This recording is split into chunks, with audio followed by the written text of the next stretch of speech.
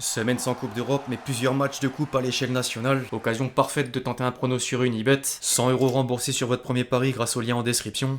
Conditions pour jouer en bas de l'écran.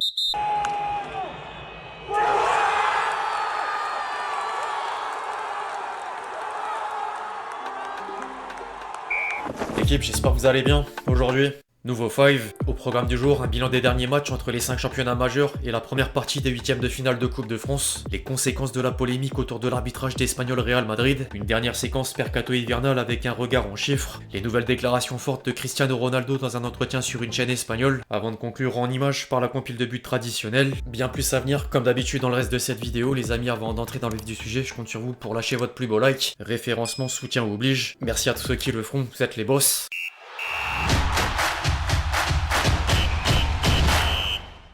La 20e journée de Ligue 1 aura réservé peu de surprises, sans manquer d'enseignements dans la course à l'Europe. Paris tient toujours un écart conséquent sur le groupe de 6 poursuivants, dont chaque week-end amène du mouvement au classement. Au rayon des gagnants, Mont-Lens a pris le meilleur sur Montpellier et profité de la défaite de Lyon dans l'Olympico pour reprendre la 6e place à 1 point de Nice, tenu en échec par Toulouse. L'OL enchaîne un 7e match consécutif sans victoire, toute compétition confondue pour la première de Fonseca, pendant que Marseille retrouve le succès de façon à garder une avance sur Monaco et Lille, tous deux respectivement vainqueurs d'Auxerre et Saint-Etienne. Le club de la Principauté était même mené à la pause avant d'inverser la tendance grâce à un triplé éclair d'une recrue hivernale en la personne de Mika Bierretz. En parlant de triplé, le PSG a en partie gagné la première des 3 confrontations de février contre Brest par l'intermédiaire de Dembélé, triple buteur à une deuxième reprise en l'espace de 4 jours. L'international tricolore obtenait sans surprise une 4e nomination dans le 11 type de l'équipe. La semaine vient désormais de lancer les 8e de finale de Coupe de France. Les Parisiens ont validé leur qualification sans forcer devant Le Mans. L'autre événement du match concernait Kimpembe, de retour sur le rectangle vert 2 ans plus tard. Brest est venu à bout de l'Estac sur le fil, alors que Lille s'est fait sortir par Dunkerque après un cruel scénario.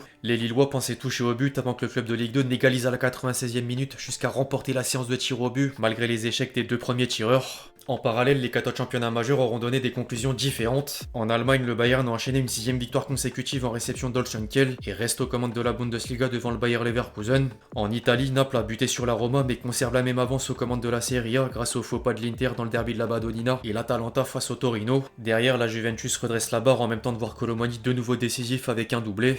En parlant de doublé, en Angleterre, Liverpool s'est offert Bournemouth grâce à Mohamed Salah, double buteur, et conforte le fauteuil de leader de la Premier League devant Arsenal et Nottingham Forest, respectivement tombeurs de Manchester City et Brighton sur les scores fleuves de 5-1 et 7-0. Manchester United continue quant à lui de creuser un puissant fond dans la deuxième partie de tableau. Enfin, du côté de l'Espagne, le Barça est revenu à une longueur du Real Madrid en tête de la Liga, mais la défaite des hommes d'Ancelotti contre l'Espagnol défraie la chronique sur fond de polémique. Les quotidiens madrilènes estiment que le tacle assassin de Carlos Romero sur Mbappé devait valoir un carton rouge, et les critiques envers l'arbitre ont fait naître un scandale jusqu'en dehors du pays.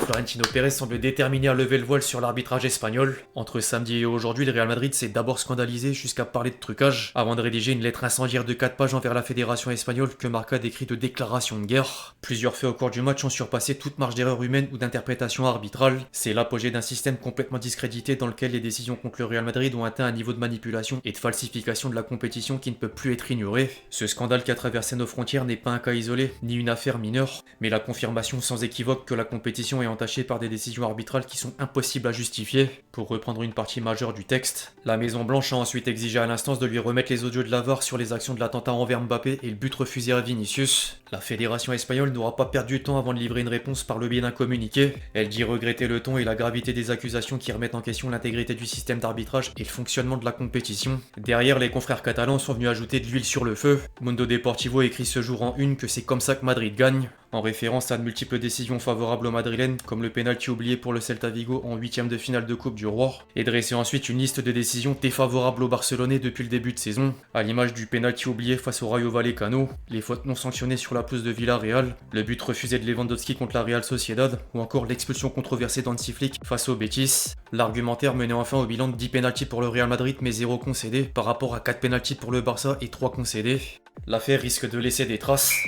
Le mercato hivernal est désormais clos depuis 24 heures dans les 5 championnats majeurs. Le moment est venu de faire les comptes en même temps de revenir sur les mouvements de dernière minute. Après un sursaut d'orgueil sous l'impulsion d'Habib Bey, Rennes a enregistré 5 recrues dans le sprint final. Le club breton aura déboursé pas moins de 74 millions d'euros en l'espace d'un mois. Derrière, Marseille a fait le coup de Benasser, mais les clubs français sont restés assez calmes et certains d'entre eux regardent déjà vers l'été prochain. Paris aurait notamment sécurisé l'arrivée d'un gardien du nom de Renato Marin en provenance de la Roma.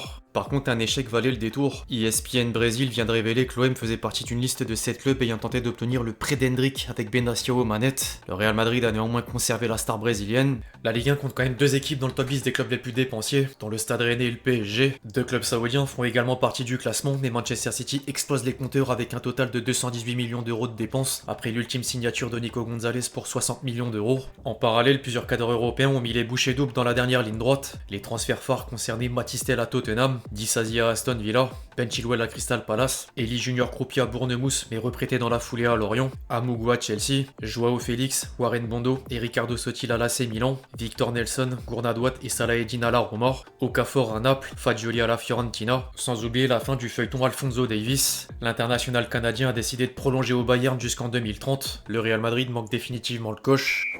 Aujourd'hui, c'est le 40e anniversaire de Cristiano Ronaldo. La star portugaise a les honneurs de plusieurs médias dans les 4 coins de l'Europe, dont l'équipe qui lui colle le mot d'inclassable avec le numéro 7. Au-delà d'atteindre les 40 ans, Ronaldo fait parler depuis quelques jours après un entretien sur une chaîne espagnole. Le quintuple Ballon d'Or s'est confié sur plusieurs sujets entre Messi, Vinicius, Mbappé et la suite à titre personnel. Revoir 2 extraterrestres du foot l'un contre l'autre pendant une décennie sera difficile à revoir. Je n'ai jamais eu une mauvaise relation avec Messi. Nous avons partagé 15 ans de remise de prix et nous nous sommes toujours bien entendus. Je me souviens que je lui traduisais l'anglais pendant l'organisation, c'était amusant. Il m'a toujours bien traité. Bien sûr, chacun défendait ses couleurs avec son club et sa sélection. Nous nous sommes mutuellement nourris de cette rivalité. Il y a eu des années où je voulais tout jouer et tout marquer, lui aussi. Cette compétition saine était semblable à celle entre Senna et Prost, qui se poussaient l'un l'autre. C'est difficile qu'on retrouve un tel duel à l'avenir, mais je l'espère, on sait jamais. Il remettait ensuite une couche sur le Ballon d'Or 2024. J'ai été surpris, je pense que Vinicius aurait dû gagner. Il n'y a aucune crédibilité.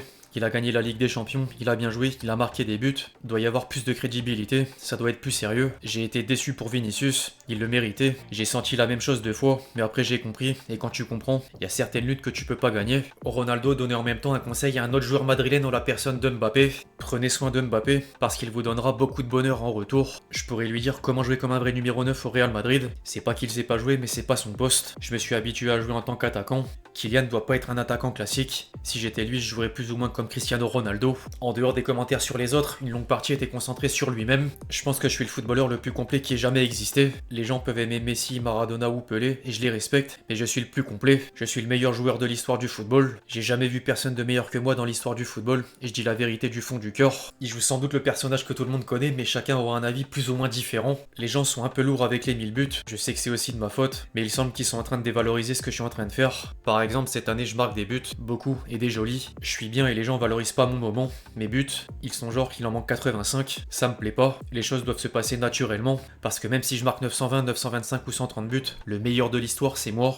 Point final. Je marque des buts, les chiffres le disent. Si les 1000 buts arrivent, ce serait terrible. Je sais pas, mais je le dis sincèrement. Je me projette pas. Je pense au moment présent. Je sais pas ce qui va se passer demain. En parlant de demain, Ronaldo s'est enfin exprimé sur l'après-carrière. J'imagine pas une vie sans foot, mais je prépare aussi mon avenir. Avec des entreprises, des choses qui peuvent me motiver. J'aime apprendre de nouvelles choses. Je veux prolonger le foot le plus longtemps possible. Arrivé aux 40-42 ans, je me vois pas être entraîneur. C'est presque impossible. Ça me correspond pas. Devenir propriétaire d'un club, pourquoi pas. Je l'écarte pas. Affaire à suivre. Avant de conclure les amis, tradition oblige, la compile de buts. And here's Mahrez and Firmino. That's absolutely bouncing at the final whistle. There might be time for a fifth. Oh, in a race! Played in by Mandrago. That's a Ken. Oh, attention. Ouais, il pas de contre Griezmann pour le deuxième, le lob d'Antoine Griezmann. Il se retourne, il cherche une solution. Il va frapper. Vlahovic. 3 players to aim for. He doesn't need it. Salah de l'autre côté, le ballon qui voyage, Salah qui enchaîne. Salah. Transversale, la belle talonnade pour donner ce ballon à Elisha Oussou, la frappe. Enfin bref, l'équipe c'est tout pour le 5 du jour, j'espère vraiment qu'il vous a plu, je compte sur vous si c'est le cas pour lâcher votre plus beau like, comme d'habitude. N'hésitez pas à réagir dans les commentaires sur tous les sujets qu'on a pu traiter aujourd'hui, puis d'ici là, on se retrouve très vite sur la chaîne pour de nouvelles vidéos, c'était Lexity. Ciao ciao.